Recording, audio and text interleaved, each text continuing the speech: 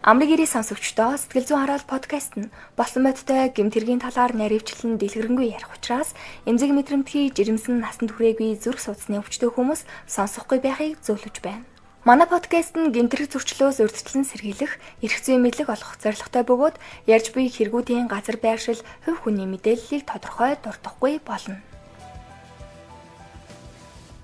За сайн байцгаана сонсогчдоо манай подкастын 36 дахь дугаар хүрэхэд бэлэн болсон байна.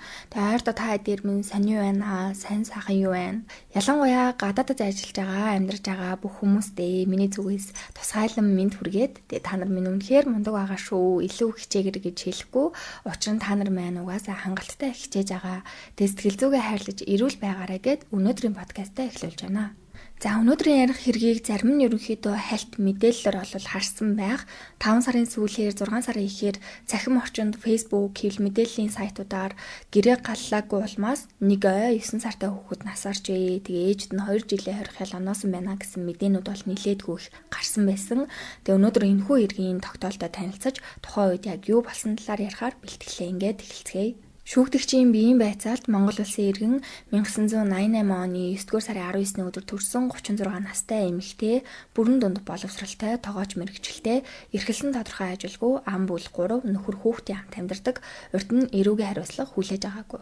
За холбогдсон хэргийн талаар бол товч мэдээлэл нь гэвэл за шүүгдэгчийг болохоор одооноос туяа гэд явна. Тэгээ хамтран амьдрагчийг нь болохоор болдоо гэж явъя. Тэгээ туяа 2024 оны 1 сарын 7-ноос 8-ны шилжих шөнө гэртээ бага насны хүүхдийн хамт байх үедээ арх согтруулах хундааны зөвлөл хэрэгжилж заалмаар галт хүлээгүй хоол цай, халуун хоол цай хийж өгөөгүй зэргээр үр хүүхдийнхээ өмнө хуулиар хүлээсэн үргээ биелүүлээгүй улмаас төрсөн охин 1 нас 4 сар 19 хоногтой хүүхэд осгож нас барсан гэх гэмтэрт холбогдсон. За тэгэхээр хэл мэдээллийн хэрэгслээр болохоор ихэнх нь дандаа 1 ой 9 сартай гэд бичсэн байсан. Гэтэ олвол хүүхэд 1 ой 4 сартай байсан байна. Болдоо туяа 2 болохоор 2017 онд танилцсан аль биесоор гэрэлтэй батлуулаагүй хамтран амьдардаг. Туяа болдоотой хамт амьдрахаас өмнө амьдрал зохиож 2 хүүхэдтэй байсан. Том хүүхэд нь бол 16 настай орон нутагт байдаг өмөө дээрээ харин бага хүн 6 настай болдоо туяа 2-тай хамт байдаг. Тэгээ хамт амьдарч эхлээд нэг охинтой болсон. Тэгээ болдоогийн хувьд болохоор орон нутагт уурхаад ажилладаг, хэрэг гардаг өдөр хөдөө ажил дээрээ байсан. Ажил руугаа явхаас өмнө гэртээ 20 шуудаа нүүрс, 1 шуудаа мод зэрэг за хүнсний зөвлөлийн хамт авч өгөөд явсан. Тэгээ гэр нь болохоор эсхий бүрээстэй гэлгар ууд болон машины бүтээлхээр давхарлсан битүү цаваг гадна бүрээстэй хаяа манаатай учраас одоо галсан үед дулаахан байдаа гэсэн байсан. Ингээд 1 сарын 5-ны өдөр туяатай уцаар ярихад бол зүгээр л ярьж исэн болдоотой. Тэгээ 1 сарын 8-ны өглөө 6 цагийн үед туяа болдороо залгаад охин нэг л сонирн болчлоо хөдлөхгүй байна гэж хэлсэн. Энийг сонсоод болдоо шууд ах руугаа залгаад та манай гэр рүү очиод хочоо охин нэг л сонирн болчлоо гинэ гэд өөрөө болохоор шууд хот руу явах унацуулсан. Ингээд болдоогийн ах сүхээ уцаар ярьж дуусаад шууд тэднийх рүү явсан. Тэгээ очиод бол хашааны хаалган цоочтой харна хажуу айлын хүүхдийг гууж агаад хашааны хаалгыг нь онгойлгоод хашаа руу яваад ороход бол Монгол гэрийнх нь амбарын хаалга дотроосоо цоочтой. Тэгээ сүхээ олвол шууд хөөе хаалгаа хурдан онгойлгооч гэсэн чинь ерөөсөө онгойлгож өгөхгүй байхаар нь амбарын хаалгыг хүчээр хөшж жагаад амбар руу яваад ортол доторх Монгол гэрийнх нь хаалга нь дахиад дотроосоо цоочтой хаалга онгойлгож өгөхгүй байсан. Тэгсэн ирнээ дотор нь туяа ямар нэгэн зүйл хийгээд яваад байсан нь бол сонсогдсон. Тэгээ ерөөсөө хаалга онгойлгож өгөөгүй. Ингээд дахиж хаалга онгойлго гээд бүр хит удаа ойрлоод энэ үед бол туяа хаалга онгойлгосон байгаа юм. Гэрлөө ороход бол туяа 10-аас ариг согтууруулах хундааны зүйл хэрэгэлсэн. Тэгээ сүхөө юу болсон, хүүхэд яасан гэд хаана байна гэхэд бол гараараа хүүхдийн хөвтөж байгаа тал руу заасан. За очиод үзэхэд бол хүнжлөөр бүтээсэн 2 хүүхэд, нэг нь 6 настай бага хүн унтчихсэн. Харин 1 ой 4 сартай охин нь ямар ч хөдөлгөөнгүй биед нь хүрэхэд бол хүүтэн тэг гүрээнийх нь цуцыг үзэхэд маш тэгээ зохиохгүй байсан учраас туяаг чи 103 руу ярьсан юм уу гэхэд бол би өчигдөр 23 цагаас эхлээд 103 руу залгасан боловч өглөө 4 цагийн үед түргэн үзээд хүүхэд чинь нас орсон байна гэж түргэний эмч хэлээд явсан гэж хэлсэн. Тэгэхээр нь сүхээ өөрөө 103 руу залгаад танах руу өчигдөр ингээд 11 цагаас хойш орой 11 цагаас хойш залгаад яхаараа ингээд 4 цагт ирдэм бэ гэсэн чинь 103 өөдөөс нь та дуудлага өгсөн уцаалаа хаягаа өгчих гээд тэгээ утус олон хаягийг нөхөд 103 шалгаж үзээд Манайд наад газраас чинь 103-т дуудлага өгөөгүй, ирээг байна гэж хэлсэн байгаа юм. Тэгээ ингээс үхээ туяа тандан чи юу яриад байгаа юм бэ? Чи 103-т дуудлага өгөөгүй гэж штэ гэхэд бол өөдөөс нь бүр юу ч дуурахгүй зогсоод л ээж. Сүхээ бол гал энтрээ түлээч гэр чи үүдэн байна гэхэд урдаас нь мод байхгүй гэсэн. Ингээд зүхээ машинтайгаа Баян Ушууны эц рүү яваад мод аваад ээж идэл 103 залгаад хаягаа заагаад өгөөчгээд тэгээ 103-ийн эмчэд хандан Баян Ушууны эц дээр байж би одоо очлоо гэд замаараа цагдаагийн хэлт рүү ороод цагдаад болсон асуудлын талаар хэлж мэдээлэл өгчөөд 103-аа дагуулад бодоогийнх руу очсон. За 103-ийн эмч үзлэг хийгээд хүүхэд 4-5 цагийн өмнө өнгөрсөн хүүхэд байна. Хүрсэн байна гэсэн. Удалгүй цагдаа нарч ирсэн. Тэгээ энэ хэрэгтэй холбогдуулаад туяагаас мэдүүлэг авсан. Тэгээ одоо мэдүүлгээс нь та бүхэнд хүргэе. Манай нөхөр Өмнө Говь аймагт ажилладаг. Ажилдаа явахад нь би 2 хүүхэд болох хүүхдүүдийн хамт үлдсэн. Он гарахад 21-р хороололд төрсэн үеэлэгчийн гэрт байсан. Тэгээд буцаж гуруулаа гэртээ ирсэн бөгөөд 1-р сарын 5-ны өдөр үеэлэгч нөхөр хүүхдүүдийн хамт манад ирээд би хоол унд хийж өгөөд орой манахаас явсан. Би орой гэртээ ганцаараа 0.5 литрийн хуванцар савлгаатай нэрийг нь ол санахгүй байна. Архинаас 2 ондог уугаад унтаж амарсан. Маргааш буюу 6-ны өглөө нь машинсан махаар 2 хүүхэдтэй бантын хийж өгсөн. Өдөр нь мөн бантангаа идсэн. Орой гомтой шүл хийж идсэн. Тэгээд би өмнөх өдөр ууж исэн архинаасаа 1 хундаг архи уугаад унтсан. Маргааш өглөө нь буюу 7-ны өдрийн өглөө 6 цаг өнгөрч хахад сэрсэн. Тэгээд галаад хөлчээд хүүхдүүдээ сэрээгээд хоол унд хийж өгчөөд үлдсэн байсан архинаасаа 2 ондог уусан бөгөөд тэгээ оройн 2 хүүхдээ өвөртлөд унтсан. Тэгээ шөнө 3 цагийн үед босож бийцэх гэтэл охин маань эвгүй болцсон байсан. Тэгээ болдоол энэ талаар хэлсэн. Мөн яаралтай түргэн тусламжийн 103 дугаар руу олон удаа залгасан боловч хүүхдийн түргэнлөө залгах гэж хэлээд Skyline дугаар өгсөн. Тэр дугаар руу залгахад дуудаж байгаа оловч уцаа авахгүй. Тэгээ болдоогийн төрсөн ах ирсэн. Цагдаа нар ирсэн. Болдоо явахтаа төлөв төлөө сайжруулсан төлш мөн хоол хүнс авч өгөөд явсан байсан.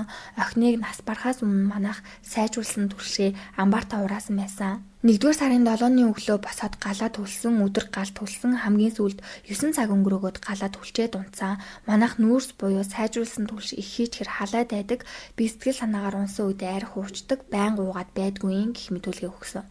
За тэгээ та бүхэн сонссон бах те, баг ерөөсөө ингэж хоол хийж өгөөгүй өдөр байхгүй, гал түлээгүй өдөр байхгүй, архиа ууж исэн ч гэсэн хоол хийж өгсөн, гал төлсөн гэсэн мэдүүлэг өгөөд байгаа. Гэтэл энэ мэдүүлэг одоо тэр гэрт байсан гих 6 настай хүүгийн мэдүүлгээс бүр тис өөр зөрүүтэй байлаа. Хүүхдийн мэдүүлэг бол уншихад бүр маш хүнд байсан.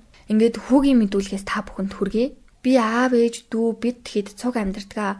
Би өчигдөр ээж дүү хоёртой байсан. Аав шинэ жил болоогүй байхад Өмнө Говь аймаг руу ажил руугаа явсан юм аа. Ээж сүүлийн 2 хоног архи уусан, 2 хоног гэж хуруугаараа зааж байв. Өчигдөр өглөө архи уусан, өдөр архи уусан, ээж сүүлийн 2 хоног гал түлээгүй, 2 хоног гээд дахиад хуруугаараа зааж байв. Бид хоёрт бас хоол хийж өгөөгүй, би хүрэгчэнд байсан чокопай, ундаа шоколад, бичэн идсэн, халуун хоол хийж өгөөгүй, дүү бас надтай адилхан юм идсэн. Өчигдөр ээж дүү бид гурав харанхуй болчихсон байхад орондоо орсон. Гэр хүйтэн болохоор шүн даарад нэг удаа сэрээд буцаад унтсан. Өглөө хэд дүрмд хувцтай ах нар ирсэн байсан. Аав арх уудгүй, ээж өдөр алга арх уудаг. Би даарах ядрахыг мэднэ. Би даарахаар хүнжил нөмөрдөг, ядрахаар нам унтдаг юм. Миний дүү өчигдөр орой болтол унтсан. Дүү бид хоёр даарч их үлссэн, би цовин идмээр байсан. Би ээжэд хоол хийж өгөөч, ээжээ өсөөд байна гэхэд ээж хоол хийж өгөөгүй. Өчигдөр дүү маань орон дээр хөвтөд унтаад л байсан. Нартай байхад хүртэл унтаад байсан. Би харин ганцаараа бөмбөгөөр өөрийнхөө алтан картаар тоглосон. Би маргалдах гэж мэднэ. Хэрүүл хийдэг, зодтолдог. Аав ээж хоёр маань маргалдаж хэрүүл хийдэг. Аав ээжийг арх уугаад байдаг болохоор уурладаг. Би ээжийг арх уугаад ахаар арх уухаа болооч гэхээр арх уухаар биеийн зүгээр болдог гэж хэлдэг. Ээж арх уугаад байгаа болохоор аав түлхэж унгаадаг. Ээжийг арх уугаад байвал хамт байх дургүй. Арх уухгүй бол хамт байх дуртай. Аав арх уудгүй болохоор хамт байх дуртай гэх үнэхээр маш сэтгэл өвдөг мөр мэдүүлгийг өгсөн байлээ. Тэгэд энэ хэрэгтэй холбоотойгоор үтлэг хийсэн эмч болон хажуу хөшүүдээс нь бас мэдүүлэг авчия. Одоо та бүхэн товчлоод хүргэе. Гэрч 1. Болдоогийн гэр бүлийг танин миний мэдж байгаагаар 2 хүүхдийн хамт дөрвөлэн амьдардаг. Том нь хөдөө тустай амьдардаг гэсэн, харин дунд 6 настай, бага нь 4 сартай хүүхэд байдаг. Сонсож байснаар 2 том хүүхэд болдоогийн хүүхэд биш, харин бага 4 сартай хүүхэд нь мөн бид хэд биенийхээ гэрээр нэг их орж гараад байдгүй, ер нь хараад ахад нөхөр нь янз бүр болоод байхгүй, харин туяа арх согтууруулах хундааны зүйл хэргэлдэг, над руу өдрөө алган залгаж ярьдаг. Баярын өмнө нөхөр нь орон нутг руу ажилдаа явсан хойгоор байнга согтуу ярьдаг, хил ам нээдрээд утасны цаанаас хүүхэд уйлж байгаа нь сонсогддог. Уг нь баг хүүхэд нь ерөөсөө уйлдгүй хүүхэд байгаа юм. Надаар хүртэл 2 удаа хүүхдээ харуулж ирсэн. Өчигдөр орой 20 цагийн үед байхаа над руу залхаад манайд мод байдгүй, мод өгөөч гэхээр нь би ахындаа ирсэн. Хүүхдүүд гэрт байгаа гэж хэлсэн. Хил ам нь нээдрээд арх ууцсан юм шиг сонсогдож байсан. 2024 оны 1-р сарын 8-ны өдөр охин над руу залгаад өглөө болдоогийн гадаа ах нь гэд хүн зогсож байсан. Хаалгыг нь онгойлгож чадахгүй байна. Хүүхдэд давуулаад онгойлгуулад өгөөч гэхээр нь би 14 настай дүүгээ хашаагаар нь давуулж онгойлгуулж өгсөн. Тэгсэн нэг хүүхэд нь өөд болчихсон юм шиг байна. Цагдаагаас ирж уулзаарай гэсэн гэж хэлэхээр нь мэдсэн гэх мэдүүлэг өгсөн байна. Гэрч 2 болдоо байн хөдөө явцдаг, гэртээ байх үедээ хүүхдэд дагуулад хичээл сургуульд нь хүргэж өгөөд явж байгаа харагддаг. Туяа гэртээ байн хүүхдүүдэд хараад айждаг. Өөрөө хэлэхдээ элэг өвчтөй учраас ажил хийж чаддгүй. Хүүхдээ хараад гэртээ байдгаа гэж ярьдаг. Болдоог арх ууж байхыг нь бол харж байгаагүй, харин туяа үе үе арх ууж гэж хэлдэг. Нэг удаа гэрт нь ороход туяа нилээн согтуу 2 хүүхэдтэйг айсан. Бага хүүхэд нь гидсэн хямарсан гүйлгээд байна гэж хэлсэн. Тэгэд би өрхийн эмнэлэгт хилээд эмч очиж үзчихсэн. Тэр үед хүүхэд байх хэвээр жүндээ хүрдгүүн байна гэд туяаг хүүхдүүдтэй хамт хоолт хичээлийн сургалтанд хамруулсан гэж ярьж байсан. За гэрч 3 буюу эмчийн мэдүүлэг. За очоод гэрлүү нь ороход айлын хүүхэд нас барсан байсан. Түүнээс өмнө гэрээр нь би очиж байгаагүй. Намайг дээр хаягаар очиход баг охин 6 настай хүүгийн хамт өөр хүн байхгүй байсан. Ээж нь согтуу унтчихсэн.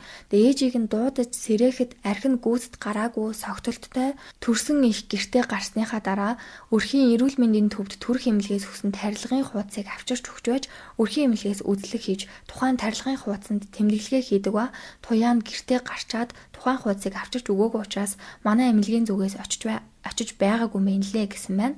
За Балдогийн хувьд харин өмнө говьоос шууд хот руу гараад 1 сарын 8-ны орой 22 цагийн орчимд Улаанбаатар хотод ирээд дүүргийн цагдаагийн газрын 2 дугаар хэлэлц дээр ирж байцаагчтай уулзахад бол охин нас барсан гэсэн талаар бол сонссон, бас туяаг эрүүлжүүлсэн гэж хэлсэн.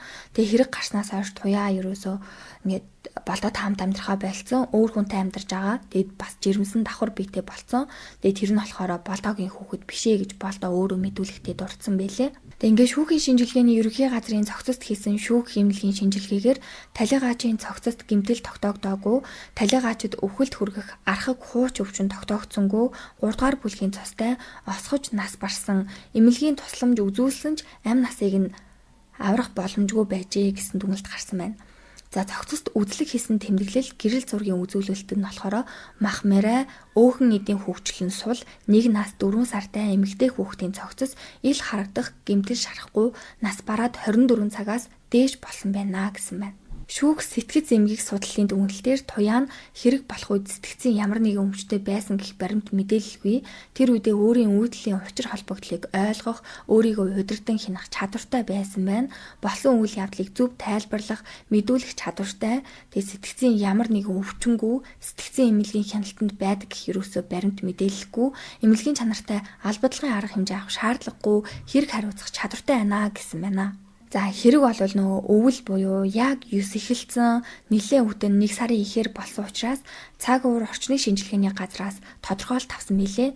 Тэгээ тус албан бичгээр болохоор 2024 оны 1 сарын 7-оос 8-нд шилжих шүн тухайн дүүрэг орчмоор 0.0 мм цас орж ерөөсөө цас ороогүй 21-ээс 28 хэмээн маш хүйтэн хонсон болохыг Улаанбаатар хотын буян тухай Улаанбаатар хан уул өртөөдийн бодит ажиглалтын мэдээнд үндэслэн тодорхойлсон байна.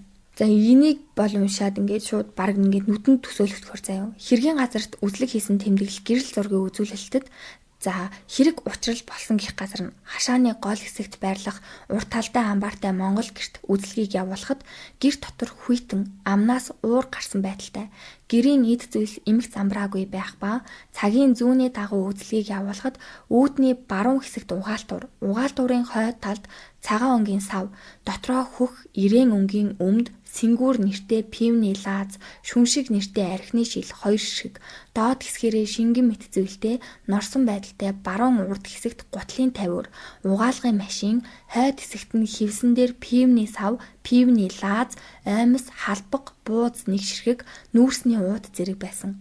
Уг пивний сав нь 2.5 литрийн 3 ширхэг савыг эдмүрийн баримтаар хураавсан, баруун талд буйдан ор сандал, хойд хэсэгт модон ор, орон дээр ягаан өнгийн хүнжил, ягаан өнгийн бүтээлхтэй, баруун хойд хэсэгт ертөнцийн зүгээр толгой баруун тийш харсан, толгой зүүн тал руугаа налсан, биедээ хувцасгүй харагдах байдлаар ил харагдах гэмтэл шарахгүй зүүн тал руугаа налсан хүүхдийн цогцос байсан.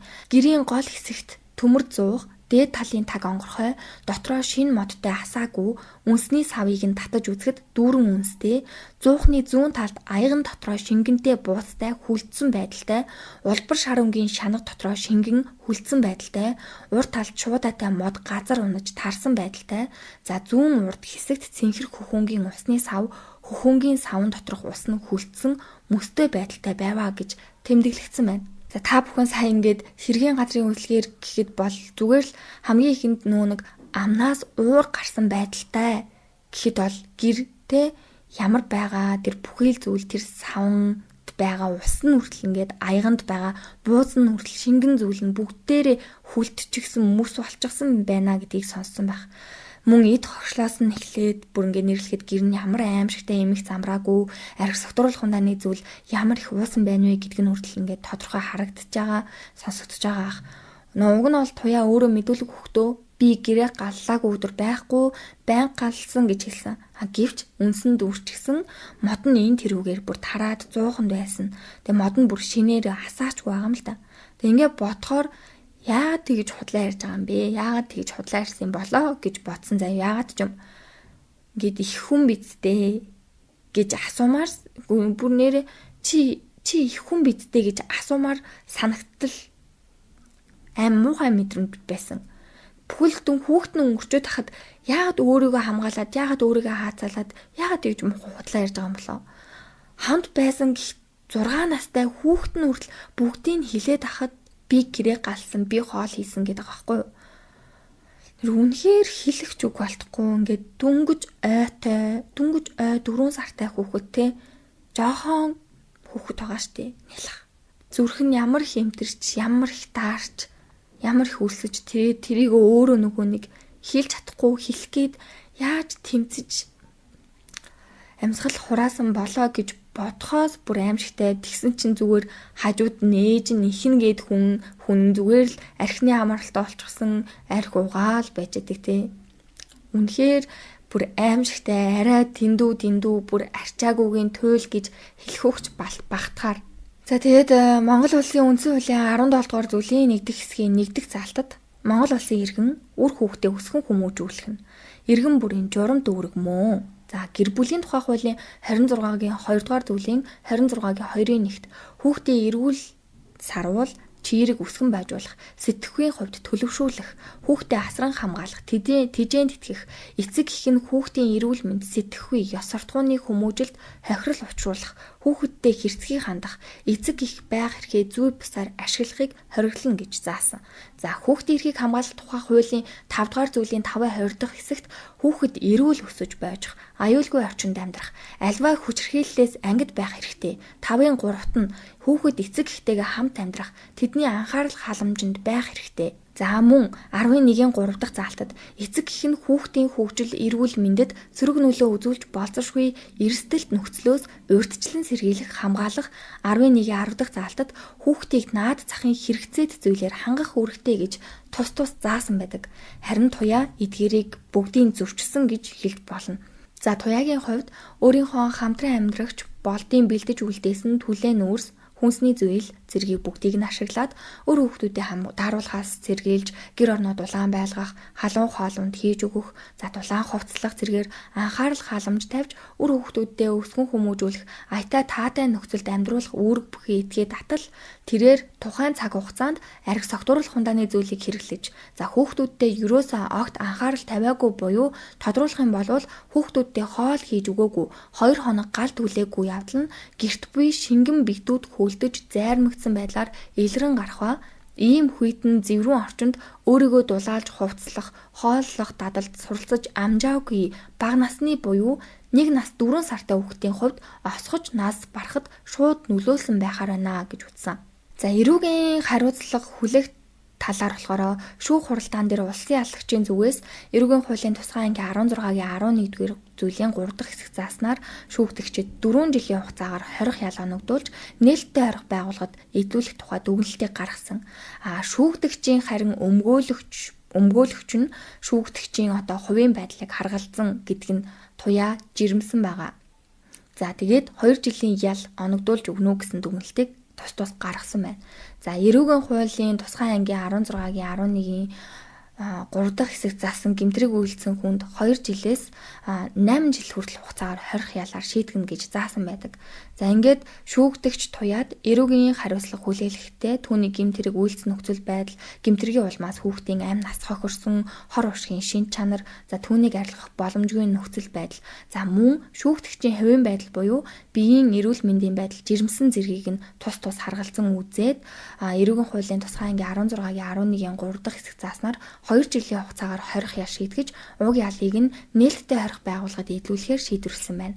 16 настай хүүхэд нь болохоор өвөө өмийн дээр байдаг гэсэн шүү дээ. 6 настай хүүхдийг нь болохоор гэр бүлийн тухай хуулийн 66 дугаар зүйлийн 66-гийн 1-р хэсэг зааснаар шүүгдэгчийн бага насны хүүхэд болох 6 настай хүүхдэд асран хамгаалагч, харгалзан дэмжигч томилуулах, за уг үйл ажиллагаатай холбоотой бусад асуудлыг шийдвэрлэхийг харьяа дүргийн засаг даргад даалгах нь зүйтэй гэж заасан мэлээ. За өнөөдрийн ярих үндсэн хэрэг маань ингээд дуусж гин. Тэгээ та бүхэн маань сая би хэлсэндээ 5 сарын сүүлээр 6 сарын ихээр ер нь бол хэрэг болохоор 24 оны 1 сард гарсан. Тэгээд явж байгаад ингээд мөрдөн байцаалтын шатанд явж байгаад сая 25 оны 1 сард шийдэгдсэн байлээ. Тэгээд хэвлэл мэдээллийн сайтуудаар болохоор сая 5 сарын сүүлээр болон 6 сарын ихээр мэдээллүүд нь маш богинохон товч мэдээллүүд явж исэн. Тэгээ миний хувьд болохоор бас шүүхийн шийдвэрийн цахим сангаас уг хэрэгтэй холбоотой мэдээллүүдийг олж аваад зэгцлээд ерөөхдөө ярьж өглөө. Тэгээ та бүхэн маань энэ хүү хэргийн талаар юу гэж бодож гин? Би бол бас ингээд сая подкастын дундуур ерөөхдөө жоохон үзэл бодлоо оруулсан. За тэгээд та бүхэн маань бас юу гэж бодож байгаа бичээрэй. Тэгээд миний хувьд болохоор бас хэрэгээ ярьж дуусныхаа дараа Монгол улсад болон бусад улсад болж байгаа ноцтой гэмтрийн талаар ч юм уу богинохон мэдээлэл өгдөг. Тэгээд энэ удаагийн хэрэгүүд байна. Бас нэлээд хэд хэдэн хэрэгүүд байгаа ингээд шууд эхлэе. Эхнийх нь болохоор одоо ингээд дулаарж байгаа. Тэгээд Хинтээ аймгийн Мөрөн сумын 1-р багийн нутагт суудлын автомашин онхолдож 1 хүн нас барсан байна гэсэн дуудлага мэдээлэл 6 сарын 18-ны өдөр онцгой байдлын албанд ирсэн орой 7 цаг 43 минутын үед тэгээд тухайн аймгийн онцгой байдлын газрын 90 хайх аврах салбарын албан хаагчдыг очиход олвол Иргэн Бэгийн Пүрүс 30 загварын суудлын автомашин онхолдоод 27 настай эмэгтэй эм нь автомашины төмөр эцэд авчруулагдсан нас барсан байсан тул оройн 20 цаг 37 минутанд цогцыг гаргаж цагдаагийн байгууллагад шилжүүлээ өгчээ. За дараагийнх нь болохоор 2025 оны 6 сарын 16-ны өдрийн өглөө 8 цагийн үед хашаанаасаа машина алдчихлаа гэх дуудлага мэдээлэл цагдаагийн байгууллагад бүртгэгдсэн байна. Тэгээ шалгалтын ажиллагаанд явуулахад бол Сонгон арган дүүргийн нутаг дэвсгэрт оршин суух 9-ийн Toyota Crown 210 маркийн автомашиныг 9-өөс 14 насны буюу насанд хүрээгүй хүүхдүүд бүлэглэн хулгайлсан хэргийг Хангуул дүүргийн цагдаагийн газрын 2 дугаар хэлцээ албан хаагчид ерэн сурвалжилж шуурхаа илрүүлжээ. Дараагийнхан сүүлийн үед манайхан ч нэг Телеграмын залиланд маш их өртөөд байгаа мэлээ. Тэгээ 21 настай энэ гэх эмэгтэй Телеграм ашиглан өөрийнхөө төрийн банкны данс заяа, Ариг банкны данс, за тэгээ Хаан банкны данс ингээд нийтдээ 11 удаагийн гүйлгээгээр 41 сая 270 мянган төгрөгийг шилжүүлж Телеграмаар ингээд залилуулсан байлээ. Манайхан Телеграм энтрээр илүү дутуу ингээд мөнгө төгрөгийг чинь өсгөн энэ бол бүгдээрээ худлаа штэ.